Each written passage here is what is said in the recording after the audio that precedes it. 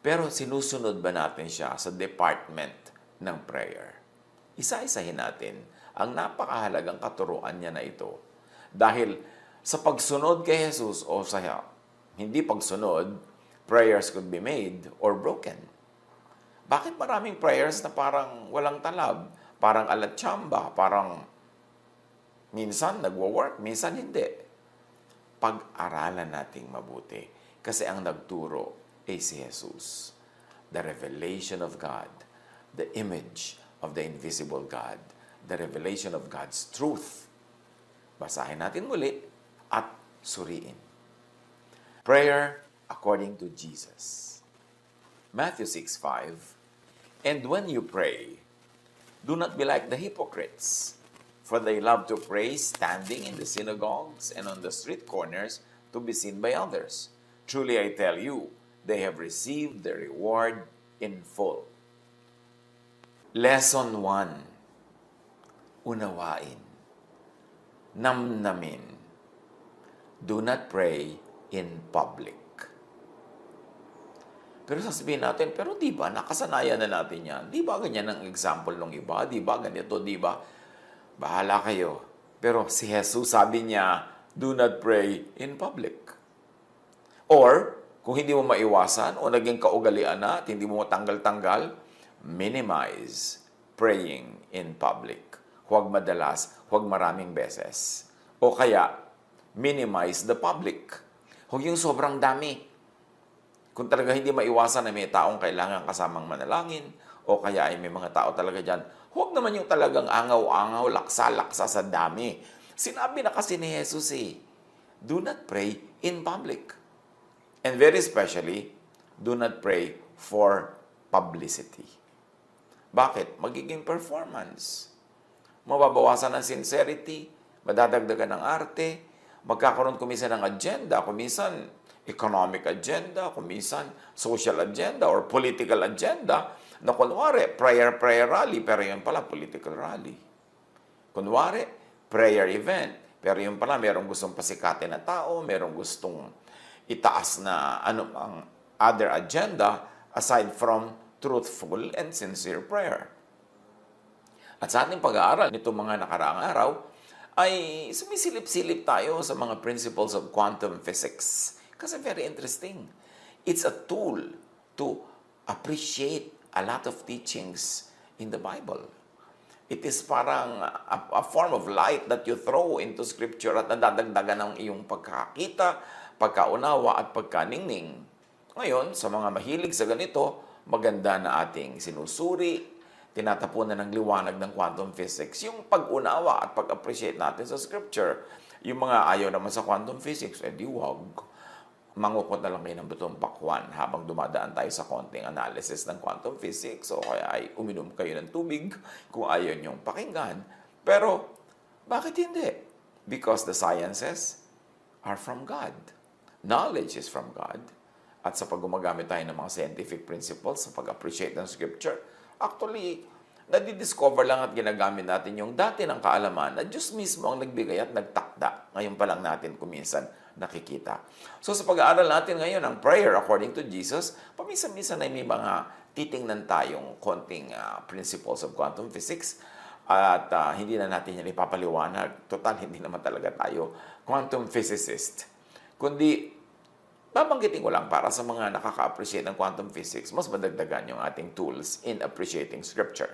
Okay? So sabi ni Jesus, napakalinaw, when you pray, do not be like the hypocrites, for they love to pray and stand in the synagogues and on the street corners to be seen by others.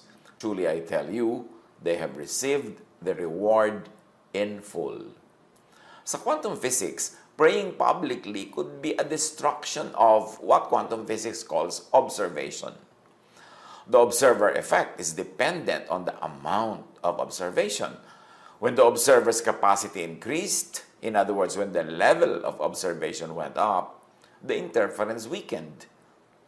In contrast, when it was reduced and the observation slackened, the interference increased. So, nakakagulo pag may ibang tao. Nakakabawas ng concentration. In fact, baka hindi ka pa nga makakonsentrate sa tunay na diwa ng prayer kasi ang concentration mo is on saying the right things, saying impressive things, or saying what the people expect. So, kuminsan, nagiging abala yan sa tunay na power and force of prayer. At sa mga mahilig sa publicity or public prayer, publicity is the only reward. May reward naman yung publicity. Kung may napala ka doon, kung napala mo yung human agenda or yung social or political agenda or whatever agenda, yun na yung reward mo. Huwag ka na maghanap ng iba pa. Sabi ng easy-to-read version, the truth is, that's all the reward they will get. Matthew 6:6.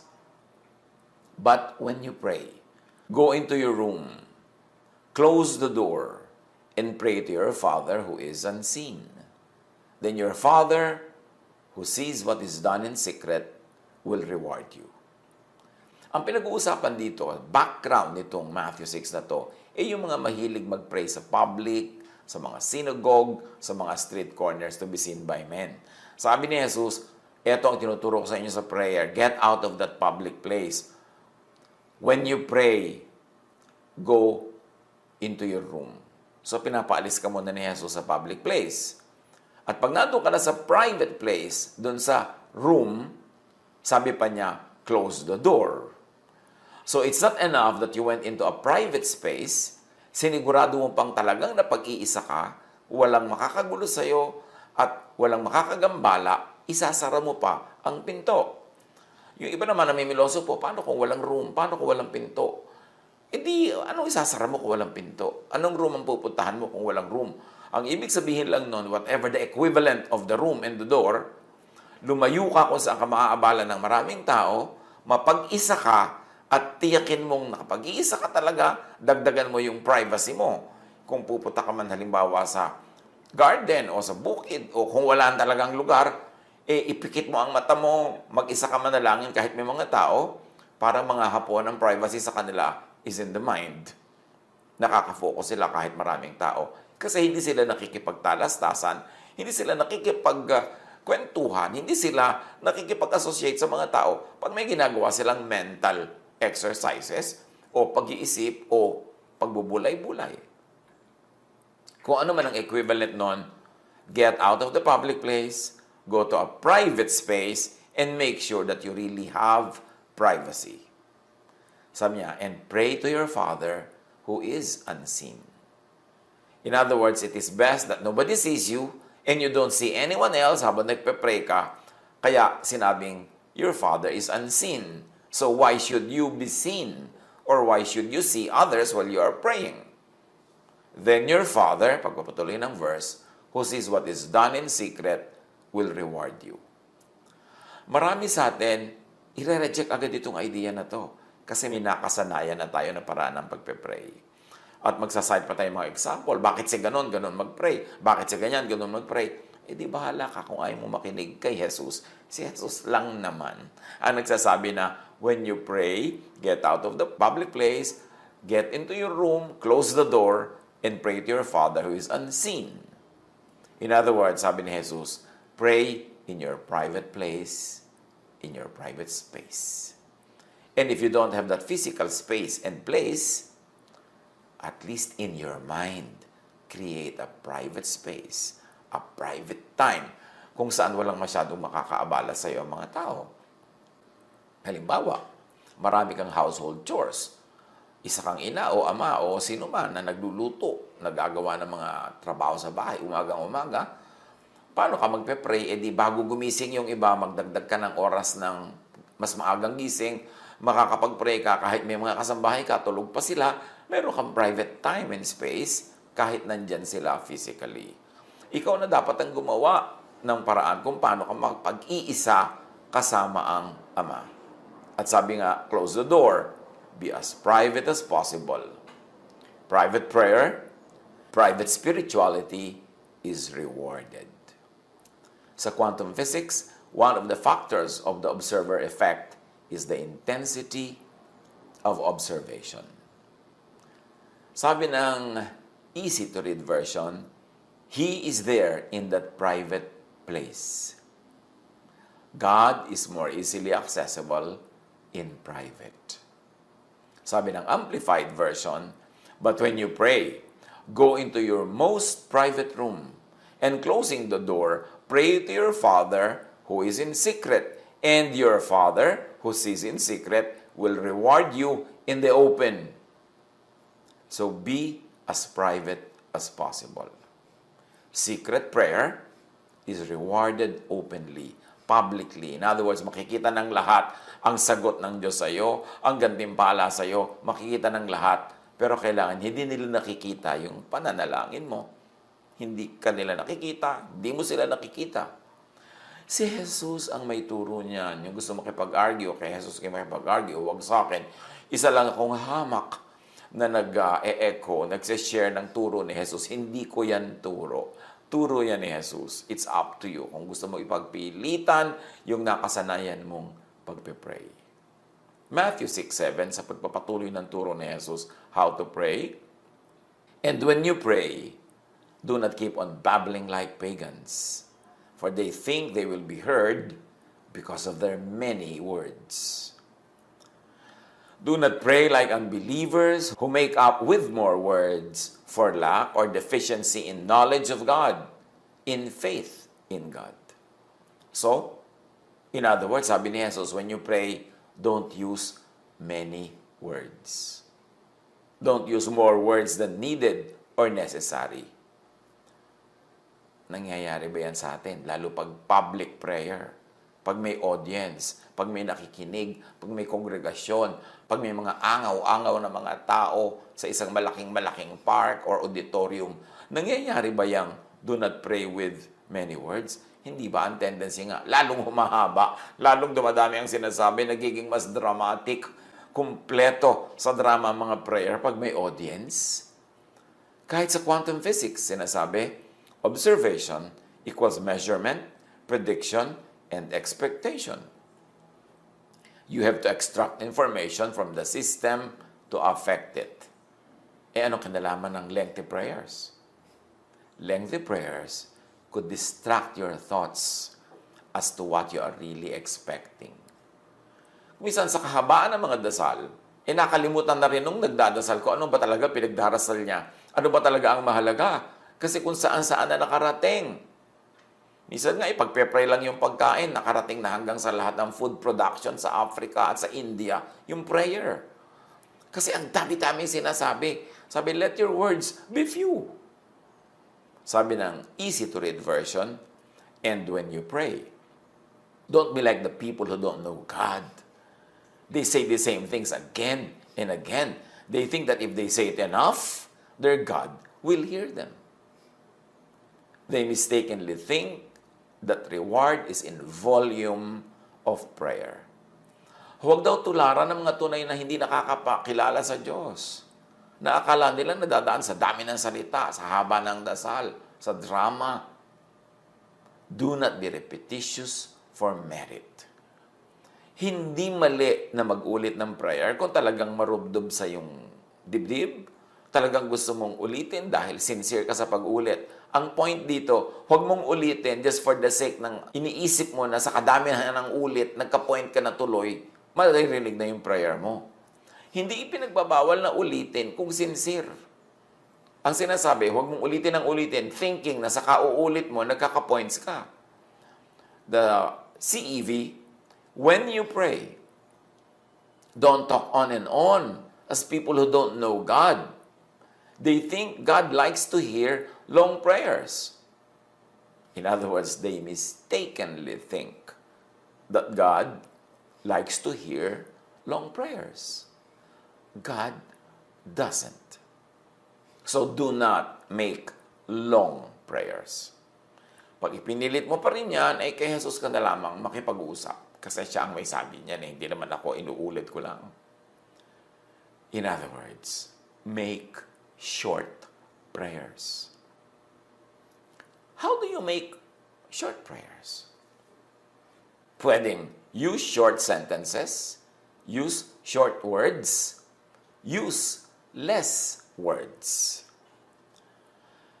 Sino bang may sabi na kailangan mo mag-pray in complete sentences? Well, pag may public, Pag may ibang nakikinig, baka hindi maintindihan ang prayer mo kung hindi mo i-complete ang sentence, so kailangan complete.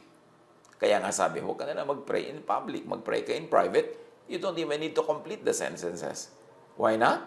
Because God knows what you need before you ask Him.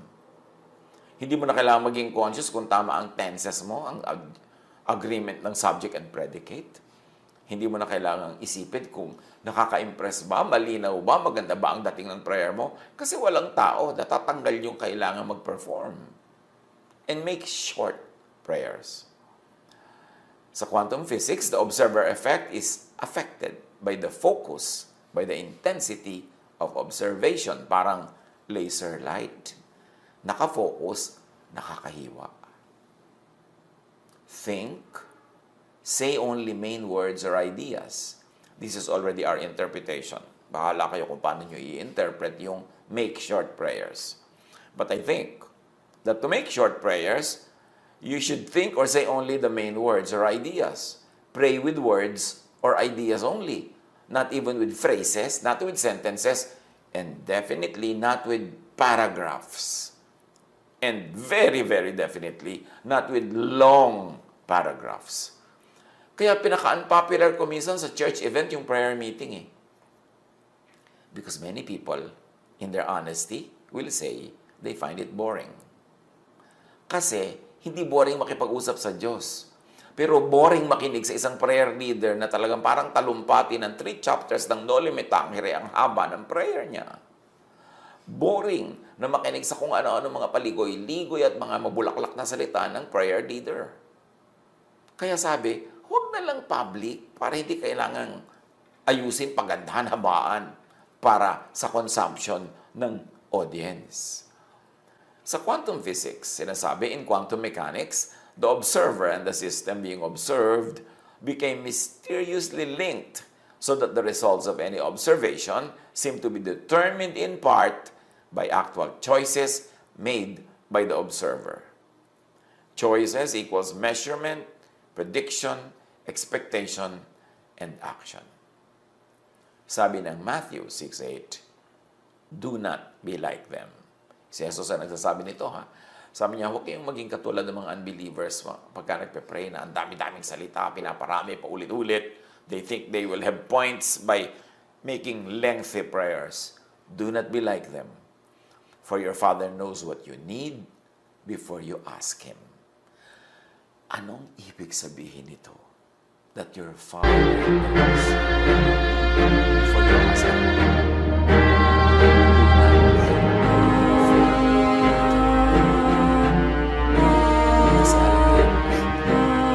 So kung magpe-pray ka, Lord, ng nanay ko, nasa hospital, kailangan niyo po ng bloodline B. Kailangan niyo po ng pera ng bayan. Ang tatay ko po ay hirap din sa pag-aaral. Kami po ay walang makain. Wala po kaming pera na pambayad. Eh, ano sasabihin sa'yo ng Diyos? Hindi ko pa ba alam yan? Bakit sinasabi mo ba sa akin? Why are you informing me? Hindi ba all-knowing ako? Bakit nga ba natin sinasabi lahat yun? Para maintindihan ng mga prayer people na kasama natin. Actually, ang pinatatamaan o sinasabihan natin at pinagtutungkulan ng langganong mga kung ano-anong bulaklak ng dila, eh yung mga taong nakikinig para maintindihan nila kung ano yung pinagpe-pray natin. Kaya mawawala yung ganong element. Pagka nagpe-pray ka mag-isa, hindi mo na kailangan i-inform ang God kasi alam na niya. Ano na lang natira sa prayer? Kung hindi mo i-inform ang God kasi alam na niya. Tapos iiksian mo, hindi mo papaulit-ulitin for points. Sabi ng quantum physics law, yung law of superimposition, all possible outcomes of the system are superimposed into each other. Observation will force the system into one definite outcome. So God knows all the possibilities already. You just have to pick which one you want to manifest. Alam ng Diyos ang sitwasyon. Alam ng Diyos ang lahat ng pwedeng kahinatnan ng anumang gawin mo. So, piliin mo sa prayer kung anong kahihinatnan ang pinakagusto mo at yun ang sabihin mo sa Diyos. Go straight to the point, walang maraming bulaklak, hindi mo na siya kailangang i-inform, at hindi mo kailangang ulit-ulitin, at hindi mo kailangan ng long paragraphs, long sentences, kasi alam na niya. Ang kailangan lang sa isip mo, sa puso mo, sabihin mo sa kanya, kailangan maging thought. At yung thought, mas clear, mas focused, kung konti lang ang words. Hindi pagkarami-raming dekorasyon. In other words, God already laid out all the possibilities. You just have to pick which one you like to manifest and you pray for it. You tell God about it. Magkaroon ng correspondence ang iyong mind with the mind of God, ang iyong spirit with the Spirit of God, connected with a few words. Powerful words, focused words, walang distraction, walang nakakagulo, walang ibang tao, walang kailangan pagpaliwanagan, napaka-sincere, powerful. It will ensure that your prayer is heard. So, gunitain natin, alalahanin, ulitin natin yung Matthew 6:5-8. Sabi ni Jesus, "And when you pray, do not be like the hypocrites, for they love to pray standing in the synagogues and on the street corners to be seen by others." So, huwag daw sa public. Ngayon, kung sasabihin mo, sincere naman ako, hindi naman ako hypocrite. So, pwede ba sa public? Kaya sincere ka, kaya hindi ka sincere. Sabi ni Jesus, not in public. Kung pagpipilitan mo, bahala ka dyan. Pero ang sabi ni Jesus, don't be like them. Don't be in public. At sabi pa niya, truly I tell you, they have received the reward in full. So, may reward naman daw yung sin in public. Nagkakaroon sila ng publicity. Or, who knows, part din ng reward is meron silang ibang natatanggap, meron ding nakakarating sa kanilang blessing. Pero, hindi kumpleto, hindi marami. Dahil sabi ni Jesus, but when you pray, go into your room. Go to a private place, close the door, make sure that you really have privacy, and pray to your Father who is unseen. The Father is unseen, you don't have to be seen, and you don't have to see other people when you are praying.